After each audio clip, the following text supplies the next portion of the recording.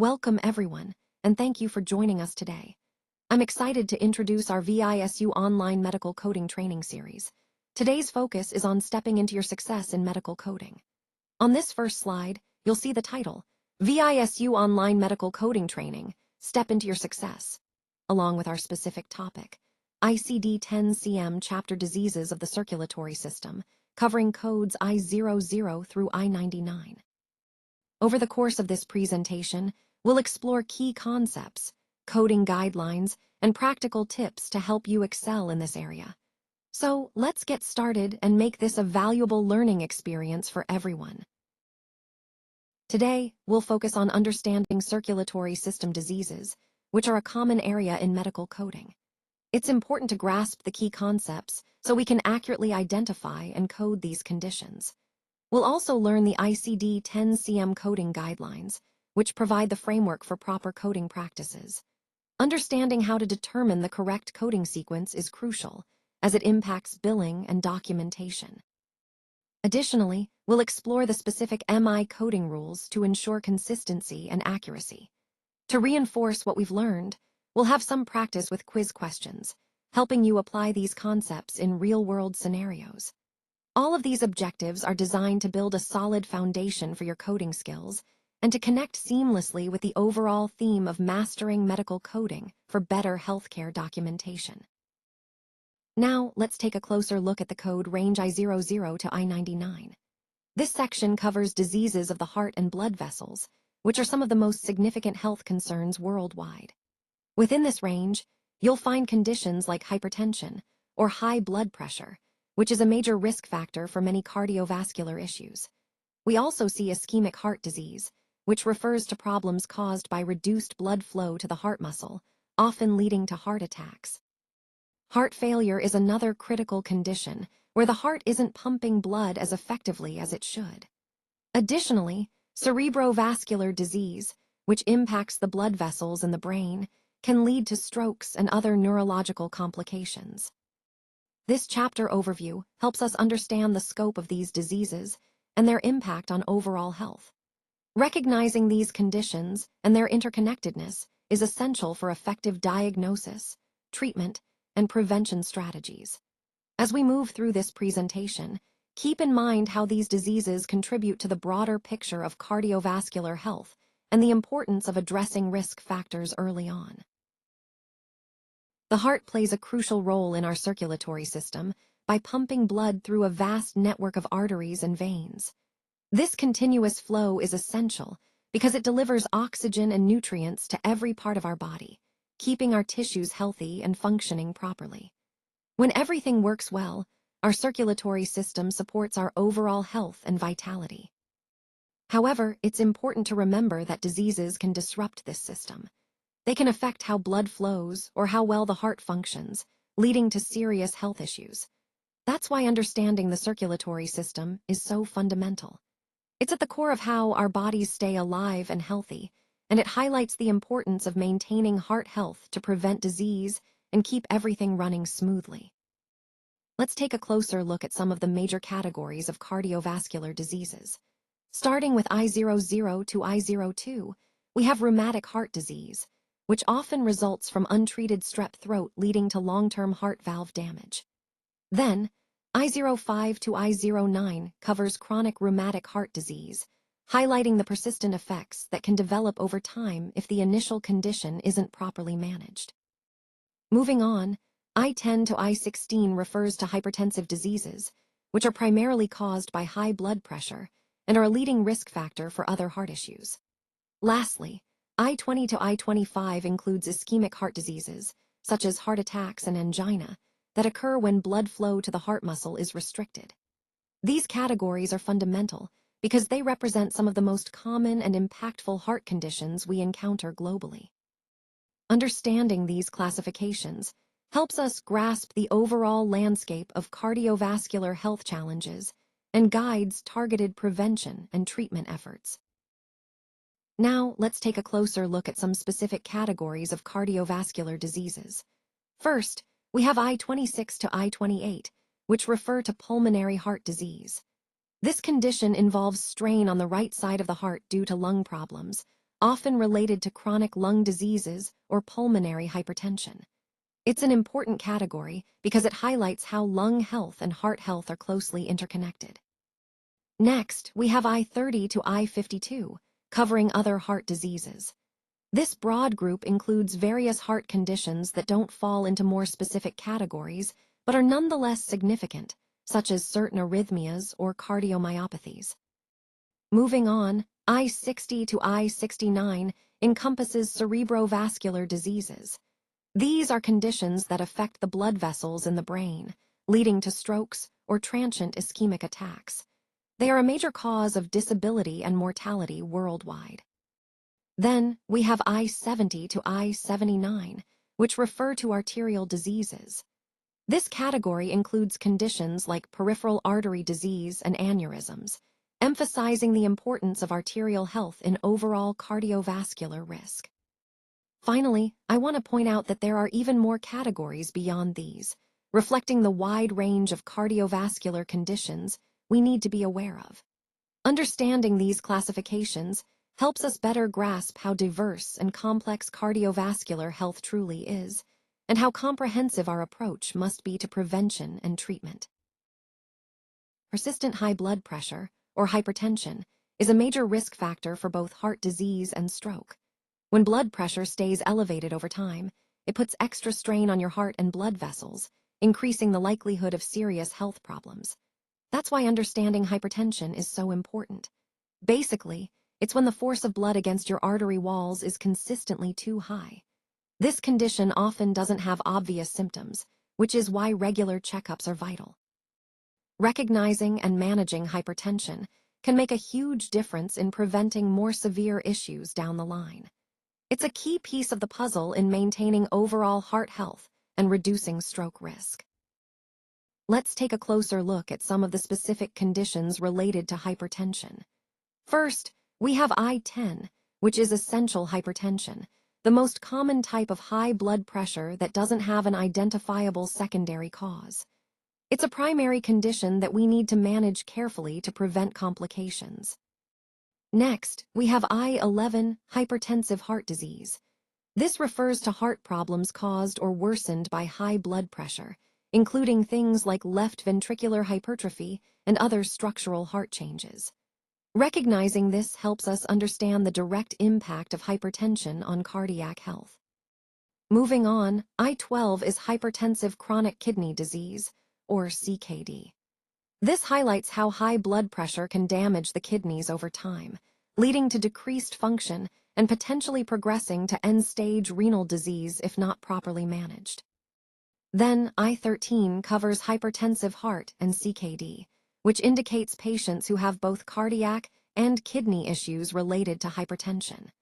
This underscores the importance of a comprehensive approach when multiple organ systems are involved. Finally, I want to emphasize the importance of correct hypertension coding. Accurate coding ensures proper documentation, billing, and most critically, that we understand the patient's full clinical picture. Proper coding guides effective treatment and helps track the burden of hypertensive disease across populations. Connecting all these points, understanding these specific codes and conditions, helps us better tailor our management strategies and improve patient outcomes in hypertension care. Now, let's talk about the relationship between hypertension and heart disease. It's important to understand that hypertension, or high blood pressure, is a major risk factor for developing heart disease. When blood pressure is consistently high, it puts extra strain on the heart and arteries, which can lead to serious issues like heart attacks or heart failure. In coding, we often use combination codes to capture these complex relationships accurately. These codes help us document cases where hypertension and heart disease coexist, giving a clearer picture of the patient's condition. The hypertension coding guideline provides specific instructions on how to assign these codes properly. It emphasizes the importance of using combination codes when hypertension is part of a heart disease diagnosis, so we don't miss the connection. Overall, understanding how to apply these guidelines correctly ensures precise documentation, which is crucial for proper treatment, billing, and data analysis. Remember, accurately coding these relationships not only reflects the patient's health status, but also supports better healthcare outcomes. Let's take a closer look at some specific diagnosis examples. First, we have hypertension with heart failure, which is coded as I11-0 plus I59.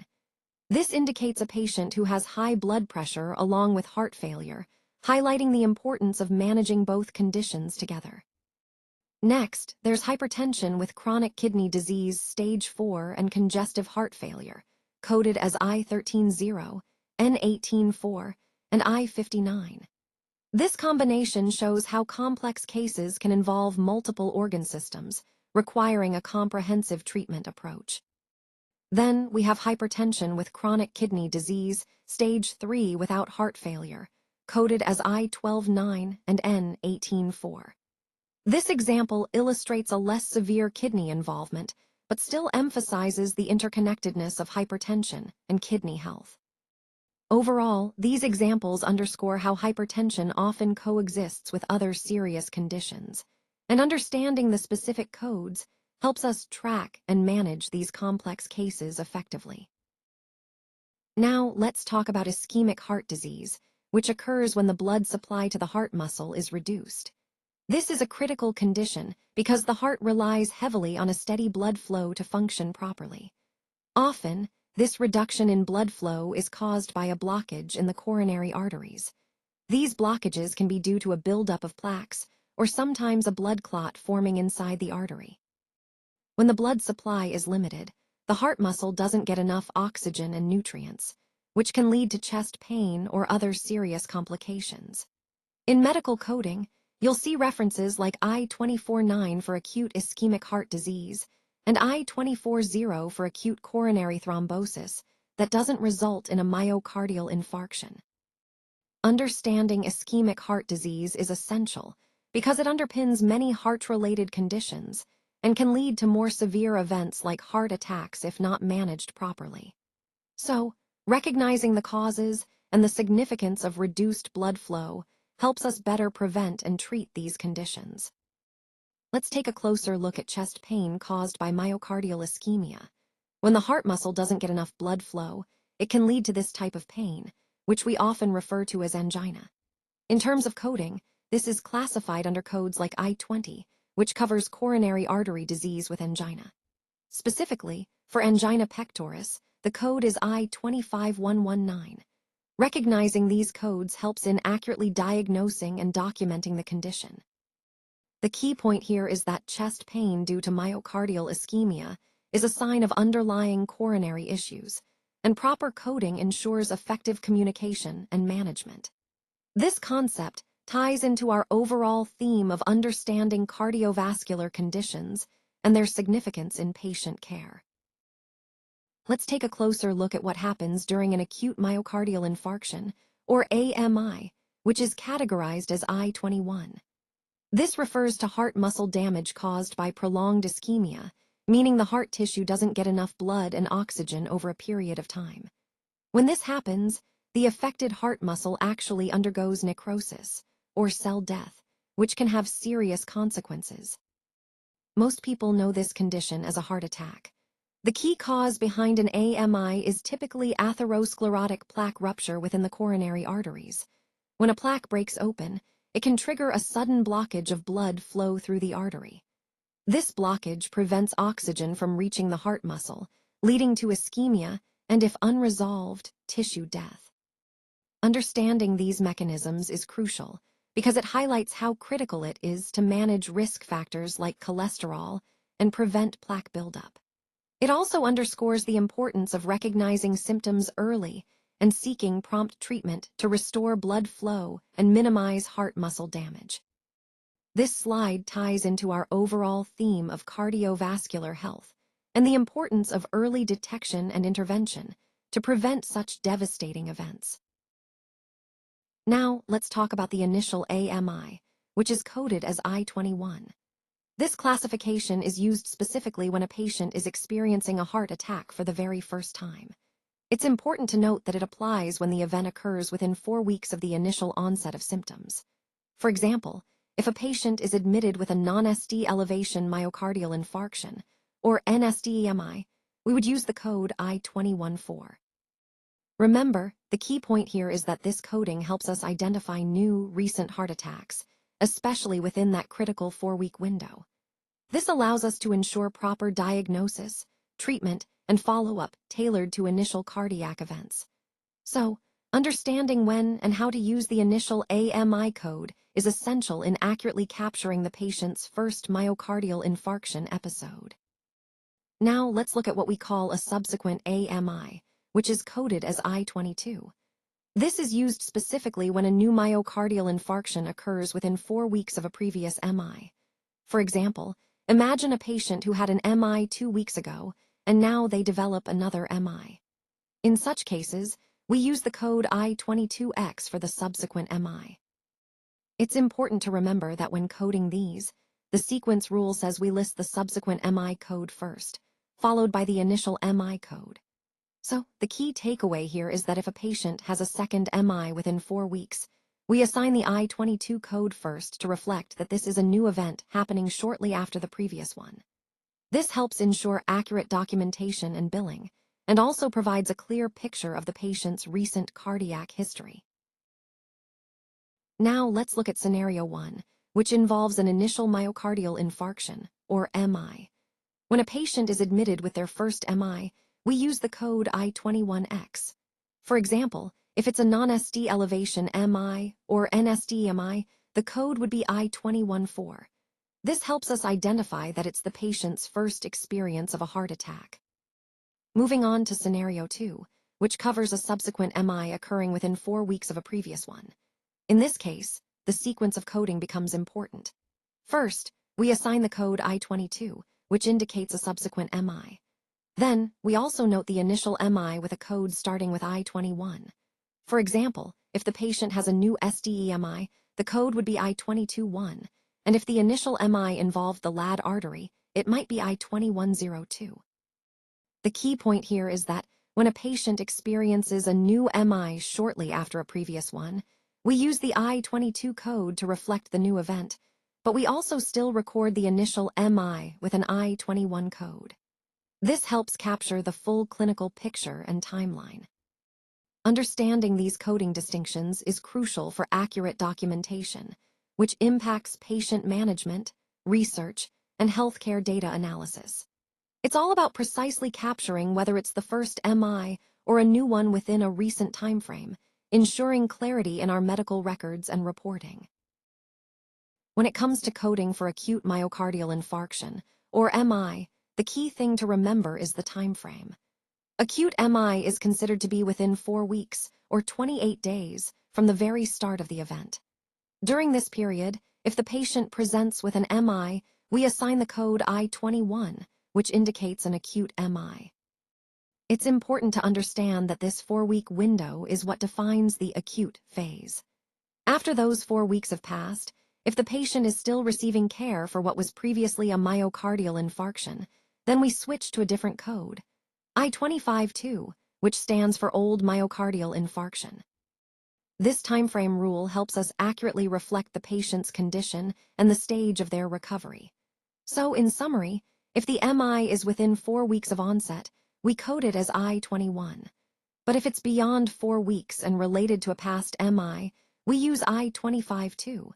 This distinction is crucial for proper documentation and reporting. Let's take a closer look at the different types of myocardial infarction. First, we have type 1, which is known as spontaneous MI. This typically occurs due to a primary coronary event like a rupture of an atherosclerotic plaque, leading to thrombosis and blockage. Next, we have type 2, which results from a supply-demand mismatch. In this case, the heart's oxygen demand exceeds supply, often seen in conditions like anemia or severe hypertension, without an acute plaque rupture. Then there's type 3, which involves sudden cardiac death.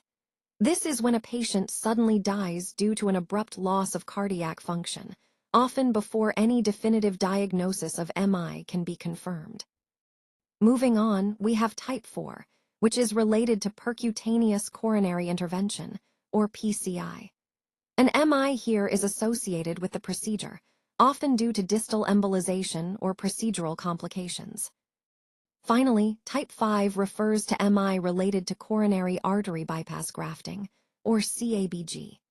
Similar to type 4, it's linked to surgical intervention and can occur due to intraoperative issues or postoperative complications. Understanding these different MI types helps us grasp the diverse mechanisms behind myocardial infarctions, which is crucial for tailored diagnosis and treatment strategies. Today, I want to discuss SDE-MI, which is a critical type of heart attack. SDE-MI stands for ST elevation myocardial infarction. It occurs when there is a complete and persistent blockage of a coronary artery. This blockage prevents blood from reaching parts of the heart muscle, which can cause significant damage if not treated promptly. Think of it as a total roadblock in the heart's blood supply. Because of this, recognizing a SDE-MI quickly is vital for effective intervention. For example, the medical coding for this condition is I-210, which helps healthcare providers accurately identify and manage the case. Remember, SDE-MI is a serious emergency. Its hallmark is the SD elevation seen on an ECG, which indicates that a large portion of the heart muscle is at risk. Understanding this helps us appreciate why rapid treatment is so crucial in these scenarios. Now, let's talk about a specific type of heart attack called non-ST elevation myocardial infarction, or NSDEMI for short. This type is typically characterized by certain patterns on an electrocardiogram, or ECG. But what's important to note is that it does not show the classic ST segment elevation that we see in SDEMI, which is the other common type. In essence, NSDEMI indicates that there's some damage to the heart muscle, but it's not as immediately obvious on the ECG as a SDEMI. The code for this condition is I-214, which can help with diagnosis and documentation. Understanding these differences is crucial because it impacts how we approach treatment and management. Even though NSDEMI may not show the dramatic signs like SD elevation, it still requires prompt attention to prevent further damage. So, recognizing these patterns and knowing the key features helps us provide better care for our patients. All right, so now let's talk about what happens within 4 weeks of an initial myocardial infarction, or MI. This is classified under the code category I-22, which refers specifically to subsequent MIs. Essentially, if a patient experiences a second heart attack within this 4-week window, it's considered a subsequent MI. The key point here is that these events are closely linked in time, indicating a period of heightened vulnerability. Recognizing this window is crucial because the risk of additional cardiac events is particularly high during this period. So, understanding and identifying subsequent MIs helps us tailor the management and prevention strategies more effectively. Remember, this period is significant in the overall timeline of cardiac care and recovery, and it underscores the importance of close monitoring and intervention during these critical weeks.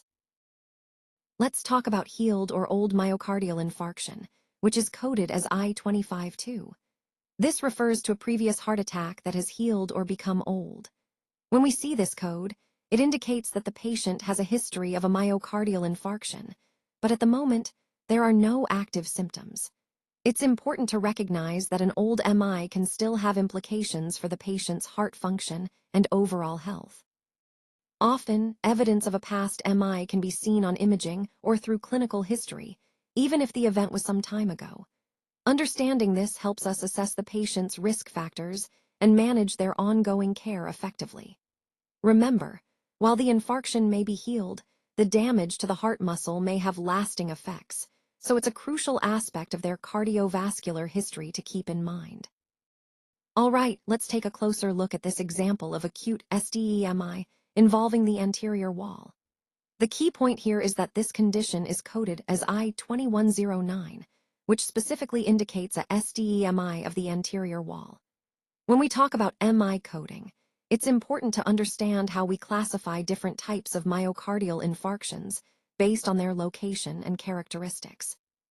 In this case, the anterior wall MI is typically associated with blockage in the left anterior descending artery, which supplies blood to the front part of the heart. Recognizing these details helps in accurate coding, which is vital for proper treatment and reporting. This slide serves as a practical example, showing how we translate clinical findings into the correct ICD-10 code. Remember, precise coding ensures clear communication among healthcare providers and supports appropriate patient care. So, as we continue, keep in mind that the coding reflects not just the diagnosis, but also the specific location and type of the myocardial infarction, which is crucial for treatment planning and documentation.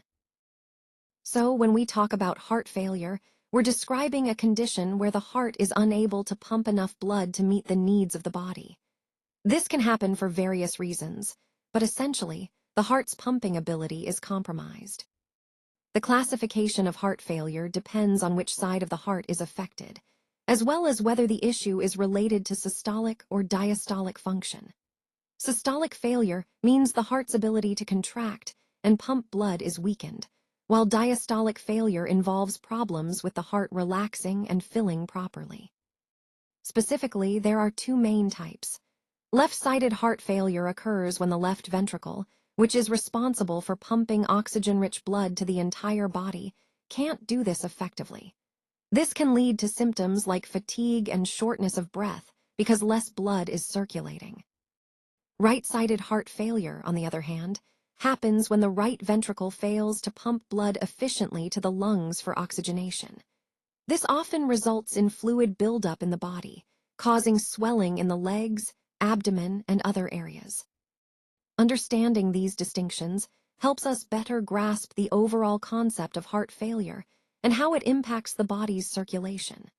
Recognizing whether it's left or right-sided can guide us in diagnosis and treatment strategies. Let's take a closer look at the different types of heart failure and their coding. For systolic heart failure, we use the code I5020. When diastolic heart failure is diagnosed, it's I5030. If a patient has a combination of both, we use I5040. Now, heart failure isn't a one-size-fits-all condition. It can be classified further based on whether it's acute or chronic. For example, acute systolic heart failure is I5021, while chronic systolic is I5022. Similarly, acute diastolic heart failure is I5031, and chronic diastolic is I5032. Understanding these distinctions is crucial because they help guide treatment decisions and improve patient outcomes. Recognizing whether heart failure is systolic or diastolic, and whether it's acute or chronic, allows us to tailor our approach for each individual patient. This classification system ties into the overall theme of personalized care and precise diagnosis, which is vital in managing complex conditions like heart failure effectively. Now, let's take a closer look at hypertensive heart disease with heart failure. The relevant codes here are I11-0 and I59. When a patient is admitted with shortness of breath, it's crucial to understand the underlying cause. In this scenario, the diagnosis is acute on chronic systolic heart failure caused by hypertension. This highlights an important point. Hypertension can lead to hypertensive heart disease, which over time can result in heart failure. The code I11-0 specifically identifies hypertensive heart disease with heart failure, while I5023 indicates that this is an acute on chronic systolic heart failure. Understanding these codes helps us accurately document the severity and nature of the condition. It also emphasizes the interconnectedness of hypertension and heart failure, which is a key theme throughout this presentation. Recognizing these relationships is vital for proper diagnosis, treatment, and coding. All right, let's talk about strokes. Essentially, a stroke occurs when the blood vessels that supply the brain become blocked or burst.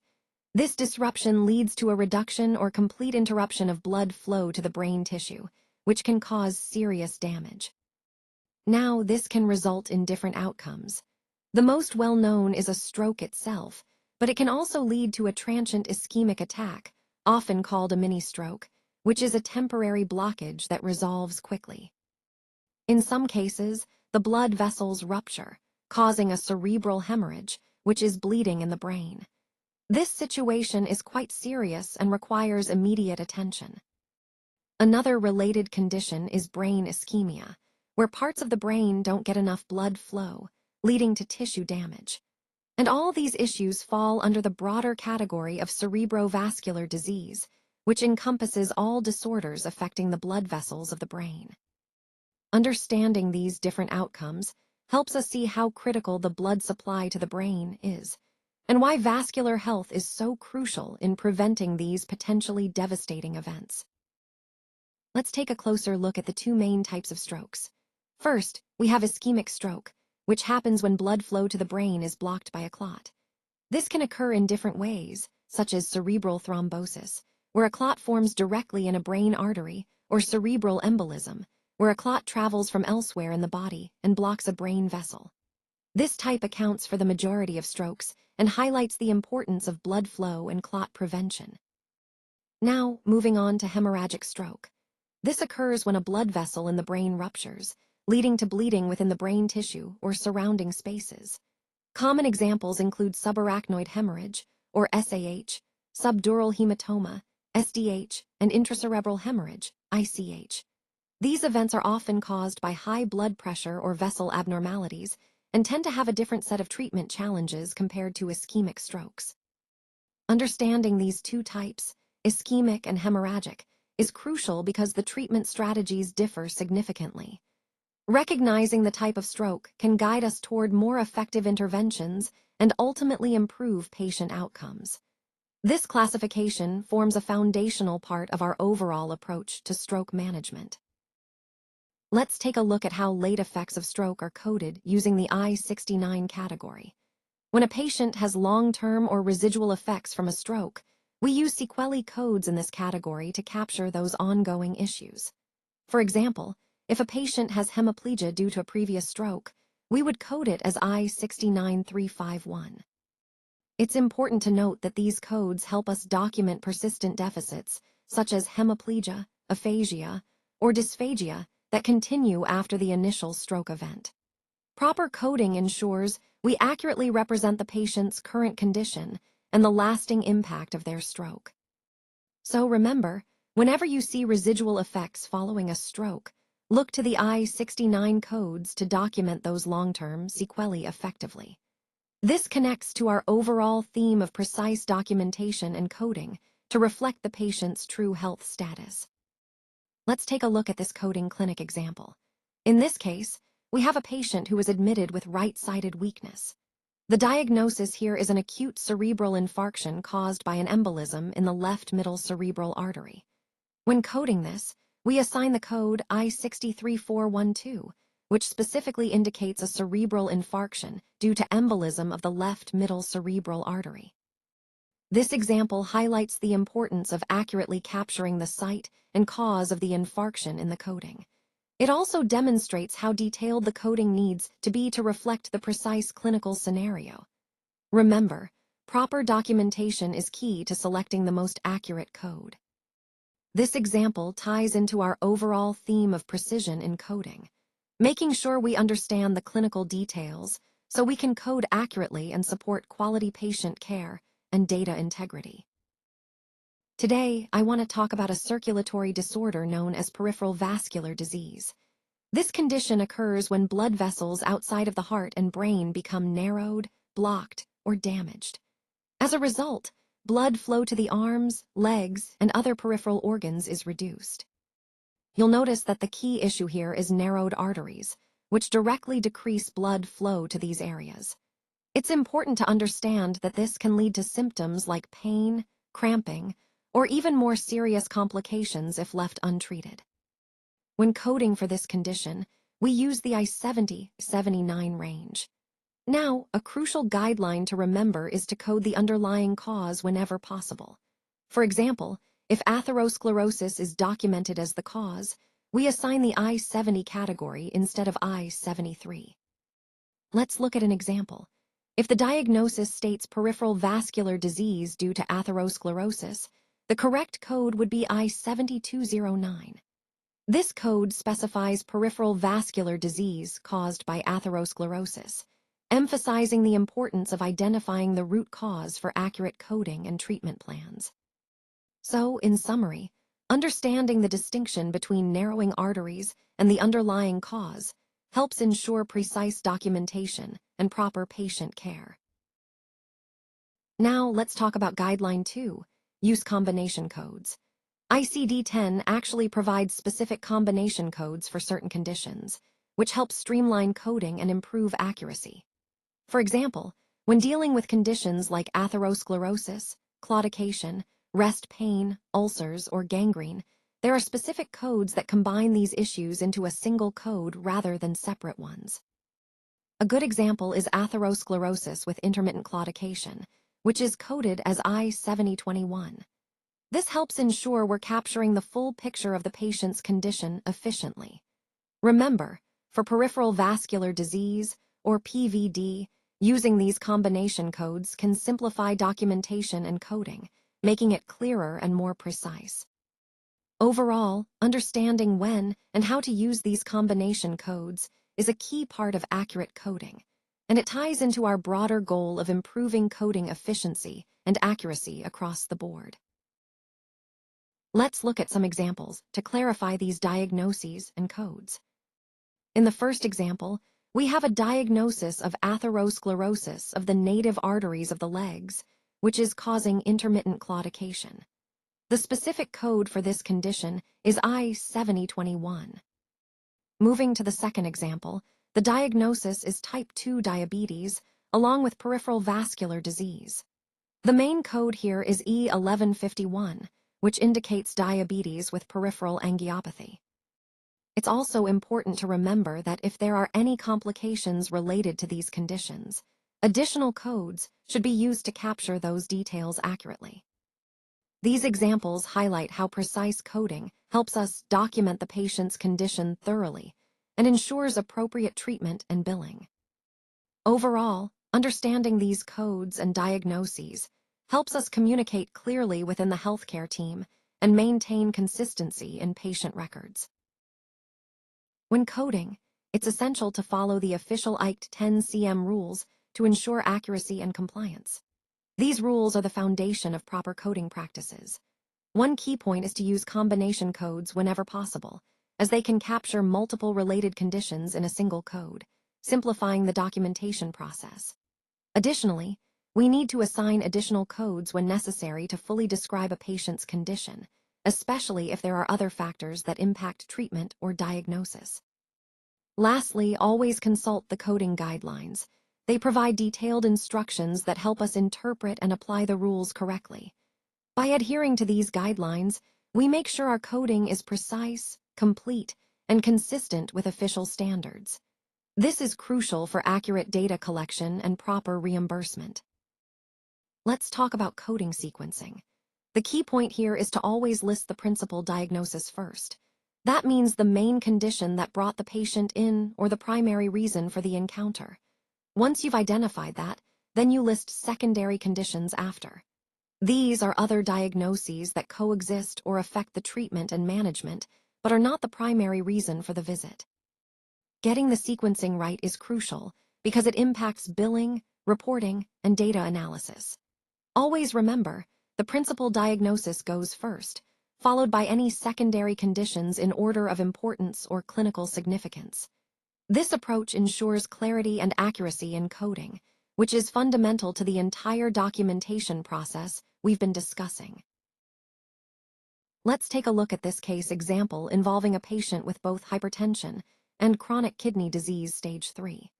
The codes associated with this case are I-12-9, which refers to hypertensive kidney disease, and N-18-3, indicating stage 3 chronic kidney disease. This highlights how these conditions often coexist and can complicate each other. Managing such a patient requires careful attention to blood pressure control to slow the progression of kidney damage. It's also important to monitor kidney function regularly and address other risk factors that could worsen their condition. This example underscores the importance of a comprehensive approach, integrating cardiovascular and renal care, which is central to our overall theme today. Let's take a look at this case example of a patient with NSDEMI, classified under the code I-21-4. As we go through this, I want to emphasize the key points that help us understand this condition better. NSD-MI, or non-SD elevation myocardial infarction, is a type of heart attack that doesn't show the classic SD elevation on an ECG, but still involves significant heart muscle damage. Recognizing these cases is crucial because they often require prompt diagnosis and management, even if the presentation isn't as dramatic as a SDEMI. In this example, we'll see how to identify and treat NSDEMI effectively, connecting it to our overall understanding of acute coronary syndromes. Remember, early recognition and appropriate intervention can significantly improve patient outcomes. Now, let's move on to the next part of our presentation. This slide is all about choosing the correct answer in a quiz setting. When you're faced with a question, it's important to carefully consider each option before making a selection. Remember, the goal is to identify the answer that best aligns with the key points we've discussed so far. This process reinforces your understanding and ensures you're applying the concepts correctly. As we go through this, keep in mind that selecting the right answer is a critical step in solidifying your learning and contributing to your overall success. So, take your time, analyze each choice, and trust your knowledge. All right, let's look at this question about the code for essential hypertension. The options are a I11, BI10, CI12, and DI15. Now, the key here is to understand what each code represents. I10 is actually the code specifically for primary or essential hypertension, which is the most common type. I11 refers to hypertensive heart disease, I12 to hypertensive renal disease, and DI15 covers secondary hypertension. So, when we're talking about essential hypertension, the correct code is I10. This is important because proper coding ensures accurate diagnosis, treatment, and epidemiological tracking. Remember, recognizing the difference between these codes helps us better understand the underlying condition we're dealing with. Let's test your knowledge with a quick quiz question. What is the correct code category for acute myocardial infarction? Is it a I21, BI50, CI63, or DI20? Remember, understanding these codes is crucial for accurate diagnosis and documentation. Acute MI specifically falls under the I21 category, which helps us identify and classify heart attacks properly. Keep in mind that each code relates to a specific condition, and knowing these distinctions is essential for proper coding and treatment planning. So, think about it. What's the best answer here? All right, let's take a look at this question about the subsequent MI code category. The question is asking, after an initial myocardial infarction, what is the appropriate follow-up code? The options listed are I22, I21, I25, and I63. Now, I22 is the code for a subsequent myocardial infarction, which means it's used when a patient has another MI after the initial event, typically within a certain time frame. I21, on the other hand, is for the initial MI, so that's not the correct choice here. I25 refers to chronic ischemic heart disease, which is a different condition altogether, relating to long-term changes rather than an acute event. And I63 is the code for stroke, which is unrelated to myocardial infarction. So, the key point here is understanding the distinction between initial events and subsequent events, and knowing that I22 specifically indicates a subsequent MI. This concept ties back to our overall theme of accurately coding for patient events and understanding the temporal relationship between diagnoses. So, when you're faced with a case involving a recurrent MI, remember that I22 is the correct code to specify that it's a subsequent MI. All right, let's talk about the old healed myocardial infarction codes. When we're coding for a patient who had a prior heart attack that has healed, the correct code to use is I25-2. This code specifically indicates a healed myocardial infarction. Now, some might wonder if other codes like I21 or I22 are appropriate. I21 is for acute myocardial infarction, meaning the event is happening now, and I22 is for subsequent myocardial infarction, which refers to a new event following a recent MI. And I50, on the other hand, relates to heart failure, not a healed MI. So, understanding the distinction here is key for accurate coding. Remember, the focus is on the healed state of the MI, which is why I-25-2 is the correct choice in this context. This is an important aspect of proper documentation and coding, especially when we're trying to capture the patient's history accurately for billing and clinical records. Now, let's see how this fits into the bigger picture of cardiovascular coding and patient care. All right, let's take a look at this question about systolic heart failure codes. So, when we talk about systolic heart failure, we're referring to a specific type of heart failure where the heart's ability to pump blood effectively is reduced. The question asks, what is the correct ICD-10 code for systolic heart failure? There are 4 options here.